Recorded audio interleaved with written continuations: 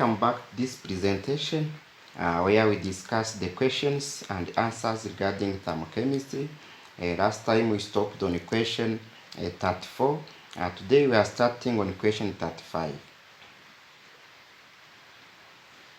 Question 35 is saying, show that for a monoatomic ID gas, the change in internal energy is equal to 3 over 2 times the pressure times the change in volume.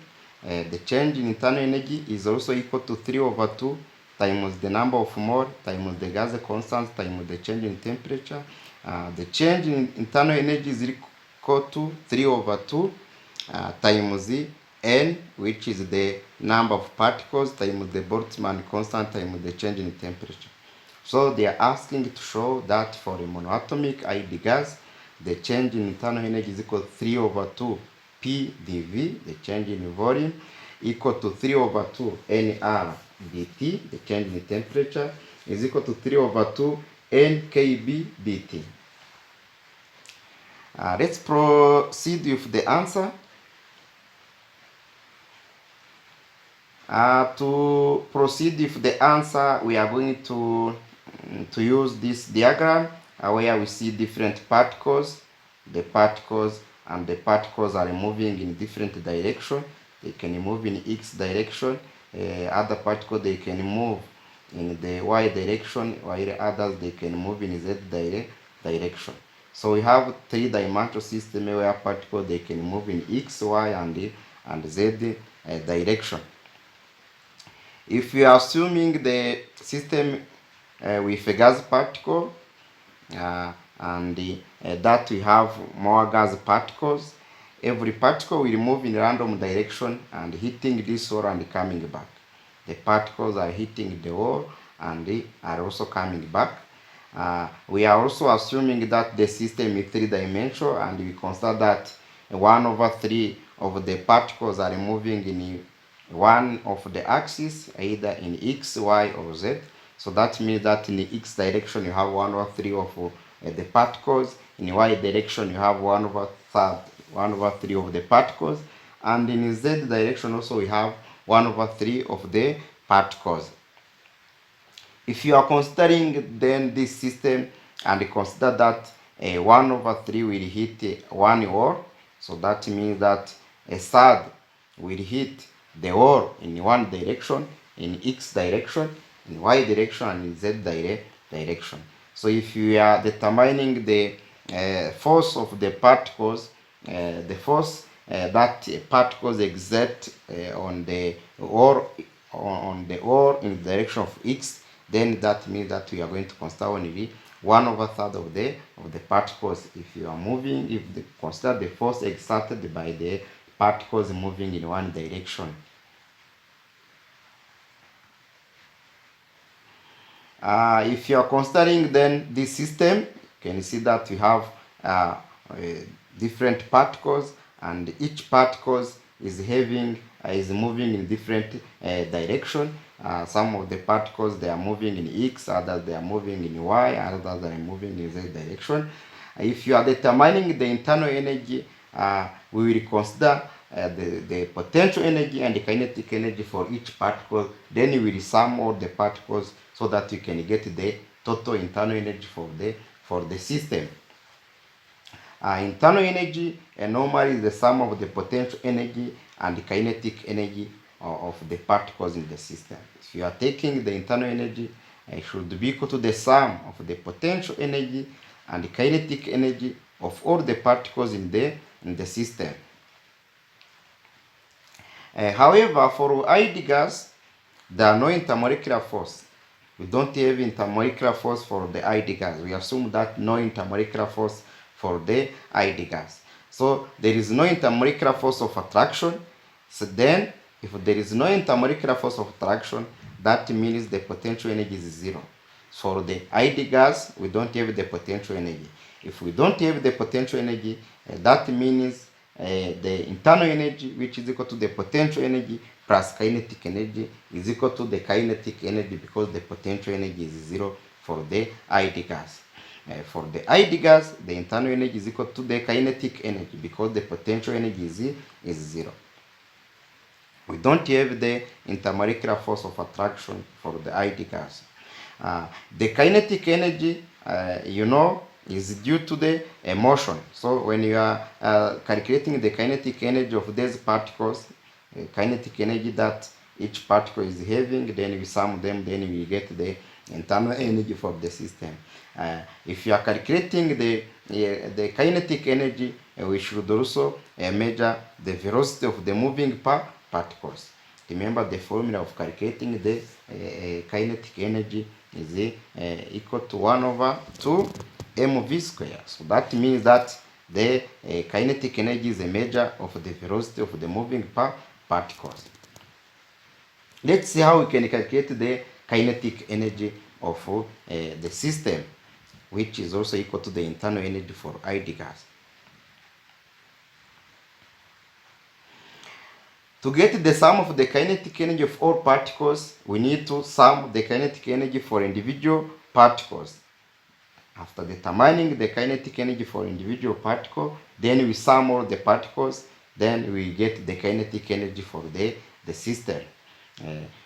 Let's first determine the kinetic energy for individual particle. How do we determine the kinetic energy for individual particle? Then after getting the kinetic energy for individual particle, we are going to sum all the particles' kinetic energy so that we can get the total kinetic energy for the system.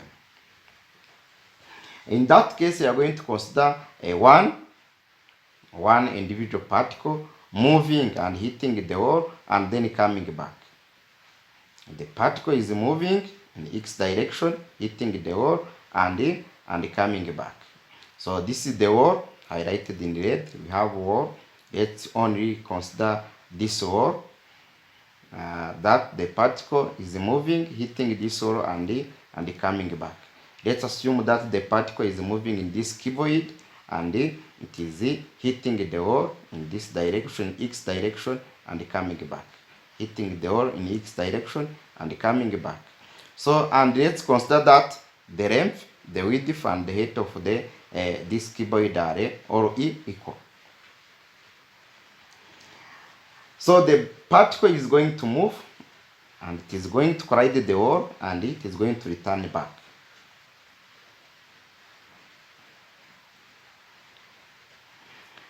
We are considering that the particle is moving and coming back. It is going to hit the wall and come back. So what is the distance traveled by the particle? This means that the particle will travel this distance, which is r, because all the length, the width, and the height of the cuboid are equal. That means that from here to the wall, the particle will move will travel the distance r, and from coming back also it will travel the same distance r. That means that the distance that is traveled by the particle, it will be equal to r. One L distance, it will be in the direction toward the wall, that is L from here toward the wall, and then the opposite direction also after hitting the wall, it will come back. Then we'll get the particle will move a total distance of 2 r. 2 times r, that the r is the length of the cuboid. The length is equal to width, is equal also to the height. So what is the pressure exerted by this particle on the wall? What will be the pressure exerted by the particles on the wall? The pressure will be equal to the force over the area. The force of the particle over the area of the wall. What will be the area of the wall? The area of this wall, the area of the wall will be L times L. So the pressure exerted by the particle on the wall, so it will be equal to the force over the area, and the area will be equal to the L times L, which will be equal to L square. So the length times the length, so the length times the width, then is all, because the length times the width is the same. In this case, we are going to have the L square. So the area of the wall. So what will be the area of the wall? The pressure exerted by the particle on the area of the wall. So the area is L square. Then what will be the force? The force is equal to mass times the acceleration. The force here will be equal to mass times the acceleration of the particle. Then the area will be equal to L square. The area of the hole is L square. L times the L, it will be L square. And the F is equal to the mass times the acceleration. What will be the pressure? The pressure then is equal to the mass times the acceleration over L square. So we are changing pressure is equal to the mass times the acceleration over the area, which is equal to L square. Then what is the acceleration? Acceleration is equal to the change in velocity dividing with time. Acceleration is equal to change in velocity dividing with time. Then we can replace the acceleration into the formula. Can put the pressure. We know the pressure is equal to m times z dv over time. So this is the acceleration that we have replaced, the change in speed over time, dv over time. The acceleration is equal to the change in speed over time. Then here we have the mass, and here we have the L square, which is the area of the cuboid, the wall. What is m times v? Mv, that is the change in momentum. Mass times v, that is the momentum. Mdv, that is the change in momentum. What will be the change in momentum? So the pressure is equal to the change delta p, the change in momentum. This is the change in momentum over the area times t. What will be the change in momentum? It will be the change in momentum for this particle.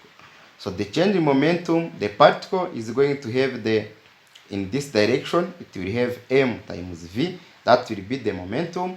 It will be also having the momentum when it is coming back in the opposite direction. That will be minus mv, because the speed is the vector. Then in that case we are going to put negative. We have m times v in the direction toward the hole, and minus m times v in direction opposed to the hole. So then the change in the momentum, it will be mv minus mv. Then we will add them. So the particle hit the hole and come back. The particle hits the hole and come back. It will hit the hole and it will have mv as momentum, and it will come back in the opposite direction. It will have minus mv as the momentum. Then if we are changing, have the momentum mv in direction toward the hole, we have a momentum minus mv in the back direction after hitting the hole. Then we can do the change. The change in momentum will be equal to mv minus mv. This is the mv from the momentum in the back direction after hitting the hole. This is the momentum in the direction toward the hole. Then we do the difference. We will see that the change in momentum will be equal to 2mv. Then we can replace this 2mv in the formula here.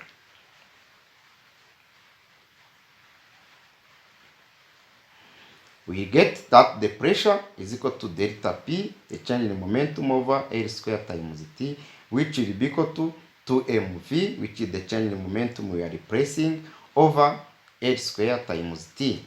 What is the time then? What is time here? So we know distance is equal to speed times time. Then time is equal to distance over speed. Time is equal to distance over speed. Then you can replace here the time by the distance over speed. What will be the distance? The distance traveled by the particle, it will be to L. The distance here and also the distance in coming back. The distance toward the hole and the distance coming back from after hitting the hole. So that means that here the distance will be to L over v over speed. The particle is going to travel a double distance going and back direction. The t will be equal to 2L over the speed. So let's replace the the T by 2L over V, then we have the pressure is equal to mv over L square times T, which will be equal to 2 mv over L square. Here we are replacing T by 2L over V. Then we will get this V will go up, we get 2 mv square. Then this L square times L, it will be 2L cube. So we have, then there's 2, they will cancel. So you see that we have the pressure exerted by a particle on the wall. It will be equal to mv square over L cubed. What is L cubed? This is L cubed. This is the volume. L cubed is the volume of the cuboid. Then we can pressure mv square over L cubed, but we can also replace this L cubed as the volume of the container. Now we have the formula where the pressure is equal to mv square over the volume. This is the speed. Here the volume. The big V is the volume, and here we have the speed. This is the pressure exerted by one particle on the wall. What will be the pressure exerted on the all particles? So remember, we are considering only in one direction, which is x direction. That means that 1/3 of the particle will hit the wall in the x direction. 1/3 of the particle will hit the wall in the y direction, while 1/3 of the particle will go in the z direction. If you are considering only the x direction, that means that the particle that will hit the wall, it will be 1/3 of the particle. To get the pressure exerted by all the particles, we multiply with the number of particles, but the number of particles that will hit the wall in our x direction, that will be 1/3 of the total particles. So then we can multiply with the n, the total number of particles dividing by 3, because 1/3 of the particles will move in only in x direction. You consider that others will move in there. We assume that other particles, they will move in z and y direction. We take the total number of the particles dividing by 3, because we are considering only the x direction. Here then we take the total number of particles dividing by 3 times m times v square over the volume. We can then put this 3 on the other side, then we get 3 PV, even V. We put also V on the other side, we get 3 times V times P equal to n, number of particles, times m V square. If we can here divide by 2 on both sides, let's divide by 2 on both sides, we get 3/2 PV equal to n, which is the total number of particles, dividing times 1/2 mv v square. So what is 1/2 mv square? That is the kinetic energy. The kinetic energy of individual particle. If we can multiply this with n, with total number of particles, then we get the total number of the total kinetic energy of the system, because you have the n, which is the total number of particles times the kinetic energy of individual particle. If you can take this term, that means that here this term alone stands for the total kinetic energy of the system. So this is the n times the kinetic energy. The n as the number of particles, then times the kinetic energy for individual particle, then you get the total kinetic energy. If we take n times the kinetic energy, this is the kinetic energy for all particles, or kinetic energy of the system. So remember that the potential energy, we don't have the potential energy. Potential energy is 0 because we don't have the force of attraction in the we don't have intermolecular force of attraction for ID gas. So if we don't have the interaction between molecules, If we don't have the force of attraction between molecules, that means that the potential energy will be equal to 0, and the internal energy is also equal to the kinetic energy because the potential energy is not there. So that means we have this kinetic energy is equal to 3 over 2 PV. The kinetic energy of the system is equal to 3 over 2 PV is also equal to the internal energy. Internal energy is also equal to the kinetic energy is equal to 3 over 2 PV because the potential energy is 0. Internal energy is equal to kinetic energy plus potential energy, and if the potential energy is equal to 0, that means that the internal energy is equal to the kinetic energy and is equal to 3 over 2 PV.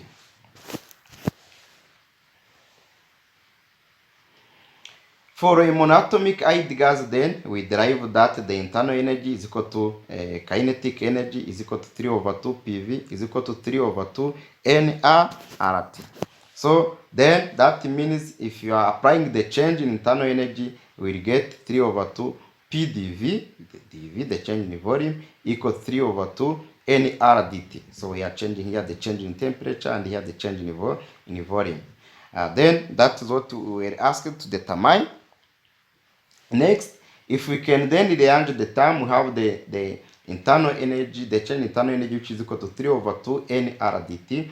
If we can check this n, this is the number of moles, and the number of moles is equal to the total number of the particle dividing with the Avogadro's number.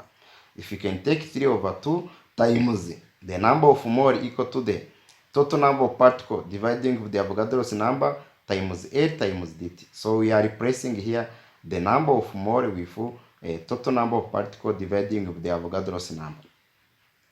Then if we can put this n aside, we get 3 over 2n R divided by Avogadro's number times the change in temperature. What is R dividing with Avogadro's number? What is this value? R dividing with Avogadro's number. This is the Boltzmann constant. So then we will get that internal energy, or the change in internal energy, is equal to 3 over 2 n kb times the change in temperature. This is the change in internal energy. The change in internal energy is equal to 3 over 2 n kb dt.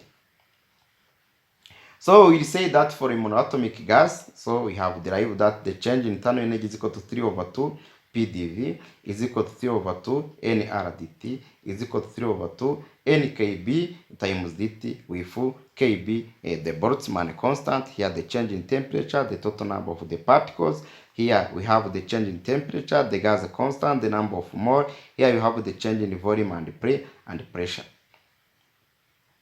So that means if there is no change in temperature, the change in internal energy is 0. So if we don't have the change in temperature here, if there is no change in temperature, that means here internal energy becomes 0. Here also, if we don't have the change in temperature, the internal energy becomes 0.